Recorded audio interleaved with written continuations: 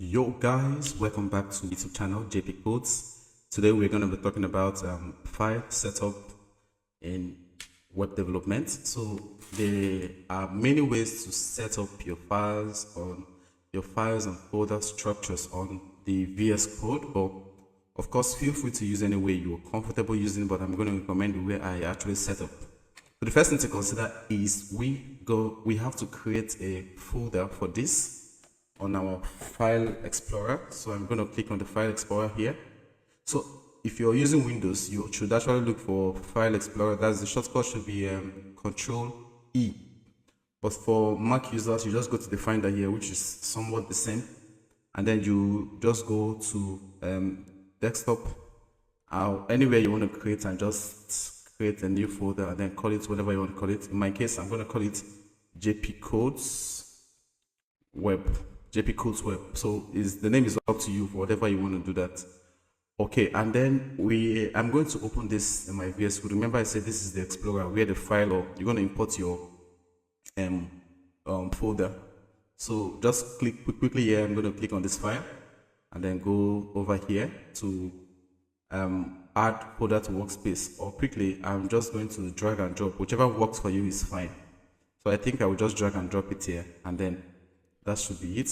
Then you can see that we have a folder here, JP Codes here, as you can see. So if you click on the JP Codes, it actually tells you that here is closed. Now click on this opened. So you notice here we have a plus icon that looks like a file. So this is what you need to create a new file. This is what you need to create a new folder. This is what you use to collapse the folder, to close all folders within this JP Codes folder. And here you can also refresh your Explorer. So quickly, I'm just going to create a simple file here, and that file is going to be index.html.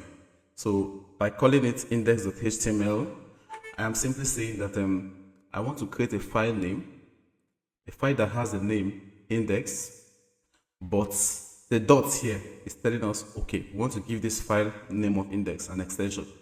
So by putting dots and then HTML, you're saying that this is actually an HTML file.